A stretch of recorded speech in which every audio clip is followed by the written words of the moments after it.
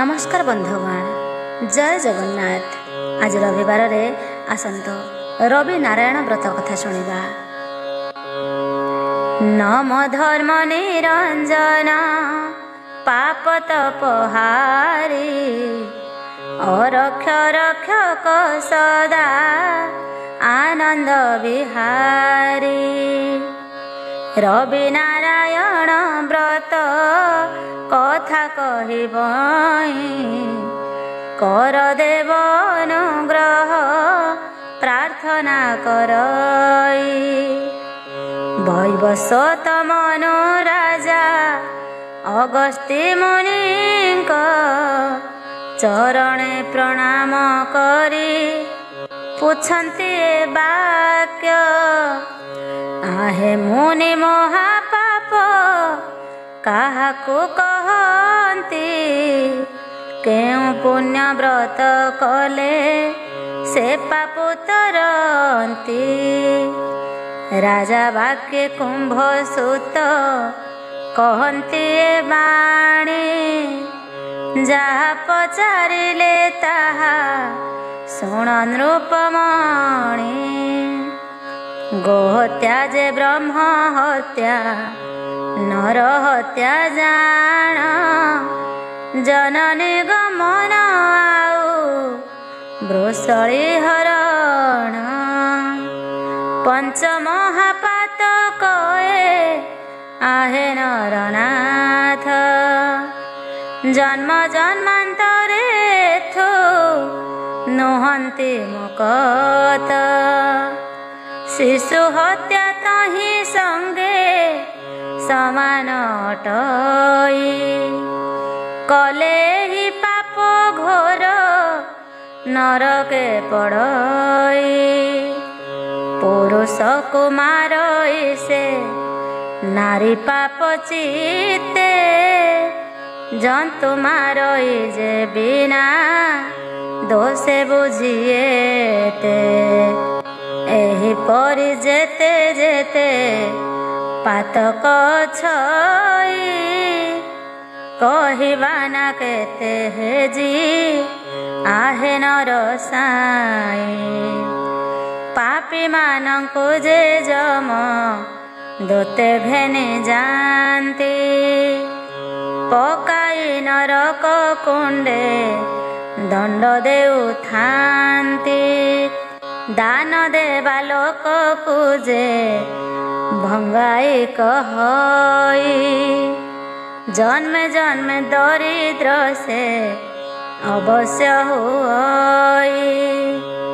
वैवस्वत मन शुणी अगस्त्य वचन पुछन्ति पाप काहि होइब मोचन। प्रकाश करता बोलू भाषन्ति अगस्त्य कहउछन्ति जहा धीरे धीरे नरपति। दिने स्वर्गपुरे सर्व देवतांक आगे धाता धर्मशास्त्र कहू थिले अनुरागे। पुछिले देवता माने आहे चारि मुख महापाप जाए केउ व्रत कले देख। ताहा शुणी धाता धर्म शास्त्र खोजी करी कहिले परि कथा ताहांकु विचारी। एकादशी कले जने वैकुंठे बसंती षड जयंती रे देव आसन लभंती।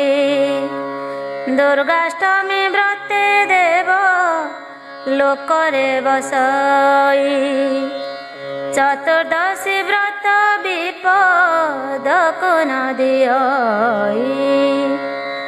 एही परिव्रत खोजी बहु चौमथा ଶୁଣିତା ବିଚାରି ଚିତେ सकल देवता एकादशी व्रत नेले देवनारायण चतुर्दशी व्रत को रखिले पंचानन दुर्गाष्टमी भगवती रखिले आदरी सूर्यदेव एही सबु कथा देखि करी कहिले हे विधि आगे माता को पचारी नेबई मो व्रत जाहा होइब विचारी एहा कही आदित्य सेठारु चली गले माता चरणे नमी सबु जणाइले तदंते पूछिले माता बोल केउ व्रत नेबु मु विचारी कह न रखी गोपत आदित्य वचने माता बोलंती रे बाप रवि नारायण व्रते न रही पाप जहा बांछई ताहाटी अवश्य फलई बुझिबाकु एहा केबे अन्यथा नुहई मातांक वचने रवि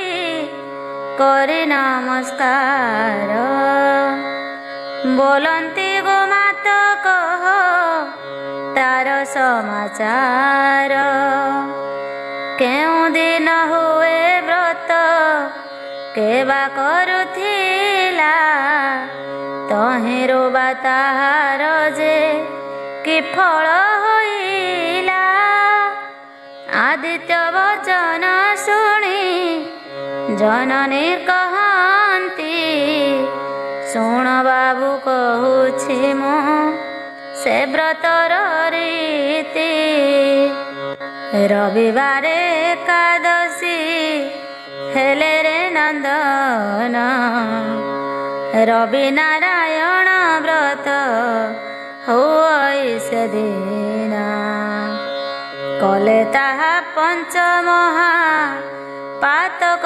सहिते सबु पाप लोप हुए बुझ धीर चिते दरिद्र लभई धन अपुत्री संतान नारी पाए उत्तम पति जे नहे आन एपरि जे जाहा बांछे ताहा से लभई रवि नारायण व्रत फल मेछ नाही शुण तार इतिहास कथारे कुमार शुणिले संशय तोर होई जीव दूर सौराष्ट्र देशे विद्या विनोद साधव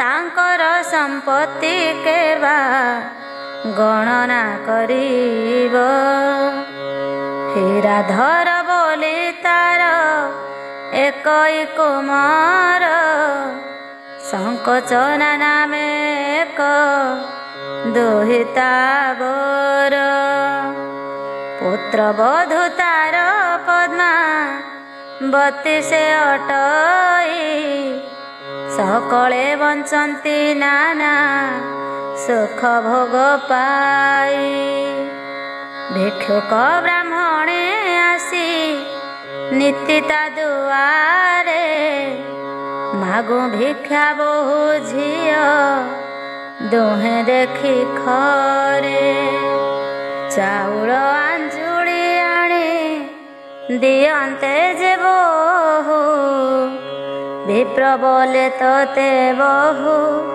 भाग्य भोग हेउ सुवर्ण अंजुली आणी दुहिता दियंते तो कपाळ भुंज एहा बोले से तोरित एहिपरि नीति नीति ब्राह्मण कहन्ते साधव दुहिता जने जननी अग्रते बोइला गो मात बहु तुंडुल अंजलि केउ बोले बहु भाग्य भोग कर बोली सुवर्ण अंजुली तांको दियन्ते मुनेई तो कपाळ भुंज बोली ब्राह्मण कहई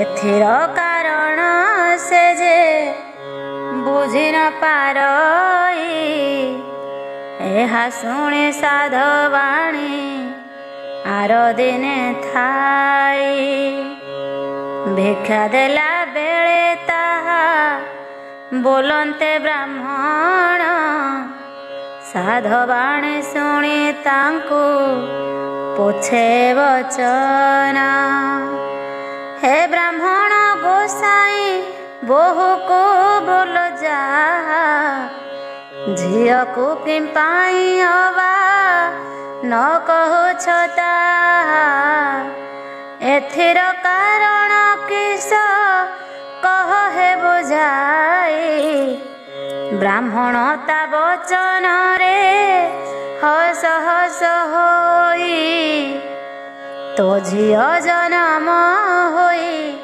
थिला केउठारे देख तू मृत्तिका खोली कि अछि सेठारे एहा बोले विप्र गले तहु साधवाणी झिया को सांगरे घेनी जाई सेहि क्षणी झियर जन्म स्थान मृत्तिका खोजन्ते देखिले जे मो स्थान रे अछि सेहि मते खंडे भंगा हांडी छिंडा पहरा मुठाए तही भंगा शंखारु जे अछई थकाए एहा देखी मात दुहिता जे भय कले से निशिरे भोजन शयन बरजिले तही आर दिन आसी विप्र जे मिलन्ते साधवाणी जाई तांको पादरे तुरीते प्रणाम करिण सेही ब्राह्मण आगरे कहिला जे देखिथिला जन्म स्थान रे तदुत्तरे पचारिले एथिर कारण किस ताहा प्रकाश्य रे बोल हे ब्राह्मण साधवाणी वचन रे से विप्र कहन्ति सेथिर कारण जेबे बुझिबु जुबती तो ग्राम मरी कुंभारुणीठु शुणिले कहिब से सबु कथा बुझाइटी भले एहा काले से ब्राह्मण गले इच्छा स्थाने साधवाणी सुत संगे तही किछि दिने कुंभारुणी पाई पाट शाढ़ी अलंकार घेनी जाई तानी कटे मिलिले सतर देखि साधवाणी से बहु मान्य कला केणे आसी अछु बोली तांको पचारिला साधवाणी बोले तुम्भ संगे मु संगात हेबा पाई आसी अछि एमे छ नहे तो एहा बोली पाट शाढ़ी अलंकार देला कुंभारुणी संगरे संगात जे होइला नीति कुंभारुणी किसे साधी जे रमणी देउथाई भल भल पदार्थ जे आणी दिने कुंभारुणी साध बाणी की पुछई मोठारे की कथा अछि कहता बुझाई ता वचने साध बाणी बोले गो संगात एहा कही बुझाइला सकल चरित झियर जन्म स्थान जहा पाइथिला ताहा सबु तागरे विस्तारी कहिला एथिर कारण किस पचारुअछई तुम्भे जान कहिछन्ति ब्राह्मण गोसाई से अमरी कुंभारिणी साधवाणी गिर शुणी बोइले संगात तो चिंता न कर विवाह परे थिर कारण जणाइबी मधु सज्जा दिन एका जगे मो रहिबी एहा बोलु कुंभारुणी जहा साधवाणी शुणी आपना घर को गला घेनाई दुल्हणी किछि दिन अंते शुभ लग्न देखि करी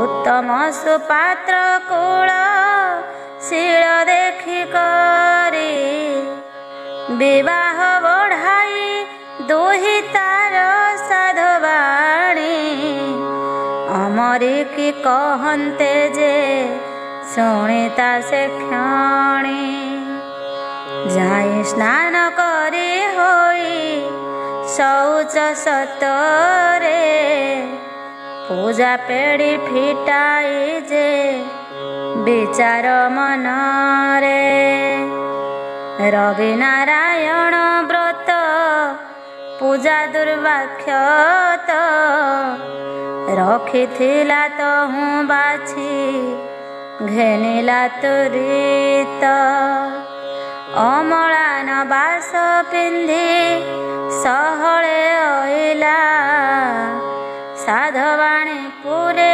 जाई गुपते रहिला मधु सजा हुअन्ते से बर कन्याकर अमरी बसिला माड़ी जाई से दुआर निशी अर्धे पुरे आसी जमदूत माने परवेश होइले से साधव सदने बर कन्याकर मधु सज्जापुर द्वारे प्रवेश हुअन्ते जाई देखिले नेत्रे सहस्रादित्य तेज धरी से अमरी बसी अछि से गृहरे दुआर आवरी ताते जरे निकटकु जाई से न पारी बोलंती अमरी जाओ द्वार छाड़ी करी साधन जुआई पर मायु शेष आजी चित्रगुप्ते कहिछन्ति देखि तांको पांजी ନେବୁ ତାକୁ ଆମ୍ଭେ ମାନେ ଆସିଛୁ କାହିଁକି? ତାହା ଶୁଣି କୁମ୍ଭାରୁଣୀ କହିବାଣୀ କି ନ ଛାଡ଼ିବି ଦୁଆର ମୁଁ ତୁମ୍ଭ ବଳ ଥିଲେ। ଘେନି ଯାଅ ଇଚ୍ଛା ଗୋଟି ଲେଉଟ ନହିଲା। ଏହା ଶୁଣି ସଜମଦୂତେ ସତରେ ଫେରିଲେ। ଜନ୍ତୁପତି ଆଗେ ଯାଇ ସବୁ ଜଣାଇଲେ। ଶୁଣି ତା ସମନ ଚଢ଼ି ମଇଁଷି ପିଠିରେ ପରବେଶ ହେଲେ ଯାଇ ସାଧବ ମନ୍ଦିରେ। ମଧୁଶଯ୍ୟାପୁର ଦ୍ୱାରେ ଅମରିକି ଦେଖି ବୋଲନ୍ତି ସମନ ବାଣୀ ତାକୁ ଆଣ୍ଟେ ଡାକି। ଛାଡ଼ ତୁ ସାଧବ ଜୁଆଇକି ନେବୁ ଆମ୍ଭେ। ପରମାୟୁ ତାର ଶେଷ ହୋଇଅଛି ଏବେ। କୁମ୍ଭାରୁଣୀ ଶୁଣି ବୋଲେ ଆହେ ଜନ୍ତୁନାଥ। ଅମରି ମୋ ନାମ କିମ୍ପା ଦେଇଛ କହ ତ। ମୋତେ କେବେ ମେଳା କରିଅଛି ସାଧବାଣୀ। କିପରି ମୁଁ ତାହାକୁ ଛାଡ଼ିବି କହ ପୁଣି। ଯମ ବୋଲେ ଯେବେ ତାକୁ ନ ଛାଡ଼ିବୁ ତୁହି। ତୋର ସୋତ ପତିଙ୍କି ଆଜ ଯାଉଅଛି ନେଇ। ଏହା ବୋଲି ଯମ ତହୁଁ ଫେରି ବେଗେ ଗଲେ। କୁମ୍ଭାରୁଣୀ 7 ପୁତ୍ର ପତିଙ୍କି ସେ ନେଲେ। ନିଶେଷେ ସାଧବାଣୀ ସୋତା ତାକୁ ଚାହିଁ ଅମରି କହିଲା ସବୁ କଥା ଯେ ବୁଝାଇ। ବୋଇଲା ତୁମ୍ଭର ଝିଅ ଏନିସିରେ ଜାଣ। ହୋଇଥାନ୍ତା ରାଣ୍ଡ ଏଥେ ସନ୍ଦେହ ନ ମଣ। ଚାଣ୍ଡାଳ ଗୃହରେ ରହି ପିନ୍ଧି ଭଙ୍ଗା ଶଙ୍ଖା। ପହଁରା ଖପରା ଘେନି ବୋଲୁଥାନ୍ତା ଏକା। ଏବେ ସବୁ ବିପତ୍ତିରୁ ହୋଇଗଲା ପାର। ଆସ ଆସ ଦେଖ ଆହେ ବିପତ୍ତି ମହାର। ଏହା କହି ସାଧବାଣୀ ସଙ୍ଗେ ସେ ଅମରି ଆପଣ ଗୃହରେ ଶୀଘ୍ର ଯାଇ ମିଳି କରି। ଦେଖିଲା ସେ 7 ପୁତ୍ର ଗୃହସ୍ଥ ତାହାର। ମରି ଶୋଇଛନ୍ତି ପ୍ରାଣ ନାହିଁ ତ କାହାର। ସାଧବାଣୀ ତାହା ଦେଖି ନିର୍ବାକ ହୋଇଲା।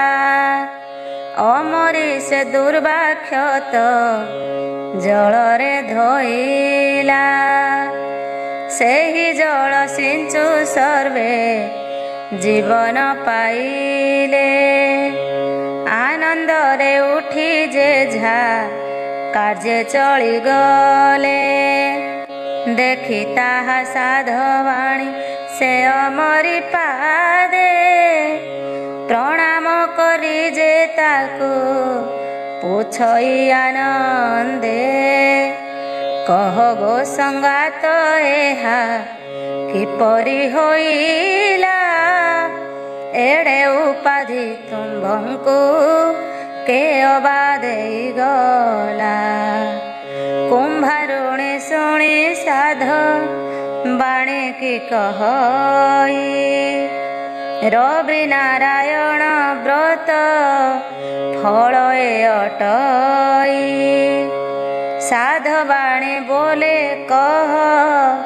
से व्रत विधान करिबि मु एहि व्रत होई तो समान अमरी बोलई रवि बारे एकादशी पड़िले व्रत हुए जान गो विशेषी प्रभात उठी स्नान नित्य कर्म सारी पूजा द्रव्य सबु सजाड़िब देखि करी तृतीय प्रहर बेल हुअन्ते चलिब देवालय बा तुलसी मूलरे पूजिब धर्म निरंजनकर ए व्रत अटई 7 गोटा मंडा करी नैवेद्य देव नाना विधि फल मूल तहिरे बाढ़ीब 7 नाड़ दुब 7 अतुषी सहिते समर्पिब धर्म निरंजनक सुचिते 7 खिय सुता बळी व्रत सजाड़ीब धर्म कुसुमरी 7 गंठी पकाइब पूजा सारी से व्रत को हाथरे बांधिब देवता मूर्ति पाखे ताहाकु रखिब व्रत उपवास करी पूजा नैवेद्य खाई से दिन बंचिब न भोजी विषाद तही पर दिन प्रभात स्नान परे अर्घ्य देव आदित्य को पूजा भक्ति भरे तही परे इष्ट बंधु मानक संगरे करिब पालन आन दिन मानसरे एही परि जे करई भक्ति चित्तरे रवि नारायण व्रत अति आनंदरे जहा बांछई ताहार हुई पूरण एथिरे संदेह किछि मनरे न मण शुणी साध बाणी जाई से व्रत को कला दिनो दिन ताहार जे संपद बढ़िला जीवन्ते अनेक सुख भुंजी मरणान्ते वैकुंठे बसिला से अति आनंदरे आदित्य मातांको ठारु एहा शुणी गले रवि नारायण व्रत आरंभ करिले आहे जने धर्म निरंजन व्रत एही कले वांछा पूर्ण हुए संदेह जे नाही कर सर्वे भक्ति चित्तरे एही व्रत अवश्य होइब जे जहा वांछा पर्वत अति पवित्र जे रवि नारायण व्रत एही कथा शुणी जने हुआ हे पवित्र। इति श्री रवि नारायण व्रत कथा संपूर्ण।